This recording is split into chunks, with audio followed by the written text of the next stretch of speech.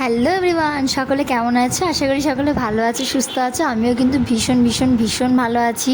আজ কিন্তু আমি নতুন একটা ব্লগ নিয়ে তোমাদের সামনে চলে এসেছি। আমরা সবাই মিলে চলে গেছিলাম শ্রাবণ মেলায়। অনেক দিন পর স্কুলের বন্ধুদের সাথে বেরিয়ে গেছিলাম। তো চলো প্রথম থেকে স্টার্ট করা যাক।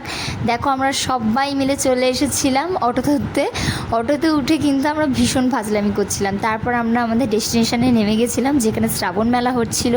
তোমরা এখন বলবে, দিদি এখনও তো শ্রাবণ মাস আসেনি। শ্রাবণ মাসের অনেক আগেই মেলা হয়ে গেছে, যেহেতু প্রচণ্ড বৃষ্টি হয় শ্রাবণ মাসে। তো দেখো আমরা সবাই মিলে চলে গেছিলাম শ্রাবণের মেলা দেখতে। এই মেলায় কিন্তু আমি আগে কোনো দিনও আসিনি, এটা আমার প্রথমবার এই মেলাতে আসায়। তো আমি ভীষণ এক্সাইটেড ছিলাম। এরা কিন্তু আগে অনেকবার এসেছে, তো এইবার আমাকেও বললো চল তুইও একটু ঘুরে আসবি চল এই মেলায়। তো আমরা সকলে মিলে চলে গেছিলাম শ্রাবণ মেলা দেখতে। তো আমি কিন্তু প্রচণ্ড পরিমাণে এক্সাইটেড ছিলাম যে শ্রাবণ মেলা কেমন হয়। আমার কোনো আইডিয়া ছিল না যে শ্রাবণ মেলা নর্মাল মেলার মতনই হয়, শুধু বৃষ্টি হয়। তো আমি ভীষণ এক্সাইটেড ছিলাম। তো যাই হোক, মেলা মানেই এক্সাইটমেন্টের একটা আলাদাই জায়গা। তো দেখো আমরা সকলে মিলে চলে গেছিলাম শ্রাবণ মেলায়। তো মেলাটা খুব একটা বড় বসেনি, যেহেতু জায়গা অনেকটা ছোটোই ছিল, তাই ছোট করেই মেলাটা বসেছিল। আর অনেক জলকাদা হয় বলে নিচের কিন্তু কাঠের রাস্তা করে দিয়েছিল, যাতে মানুষজনের হাঁটতে কোনো অসুবিধা না হয়। আর দেখো আমরা এখন সবাই মিলে চলে এসেছি এখানে কিছু ফটো ক্লিক করার জন্য। সেদিন কিন্তু মেলায় একদমই ভিড় ছিল না, বলতে গেলে আমরা মেলায় খুব ভালোভাবে ঘুরে এসেছি, পুরো মেলাটা ঘুরে আসতে পেরেছি, কারণ মেলায় একটু ভিড় ছিল না।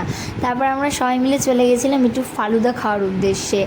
ফালুদা, এরা কিন্তু প্রথমে একটু নাক সেটকাচ্ছিল যে ফালুদাটা জিনিসটা কী, কিন্তু ফালুদা কিন্তু আমি এর আগেও খেয়েছি, মোটামুটি কিন্তু একটা ভালোই টেস্ট ফালুদার। তোমরাও কিন্তু ট্রাই করে দেখতে পারো। দেখো কত সুন্দর ডেকোরেট করে দিয়েছে ফালুদাটা, আর খেতে কিছুটা না কোক টাইপের টেস্ট ছিল। আমি কিন্তু এখানে চকলেট ফালুদা নিয়েছিলাম, কারণ আমার চকলেটের টেস্ট বেশি ভালো লাগে।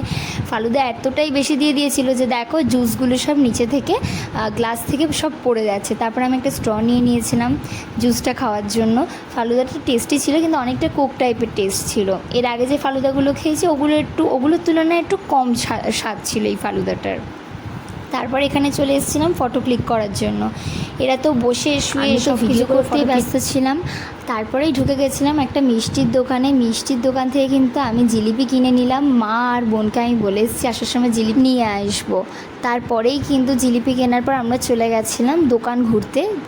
দোকান কিছুটা ঘুরে আমরা কিন্তু চলে এসেছিলাম একটা সুন্দর রেস্টুরেন্টে এসেই তো এরা কাঁচের গ্লাসের মধ্যে ফোনটাকে রেখে দিয়ে কত ফটো তুলে নিল। আর আমি এদিকে ভিডিও করতে ব্যস্ত ছিলাম, আর একজন এখানে রিলস করতে ব্যস্ত ছিল। মানে এরা যা শুরু করেছিল, মানে একসাথে বন্ধুরা বেরালে যেটা হয় আর কি।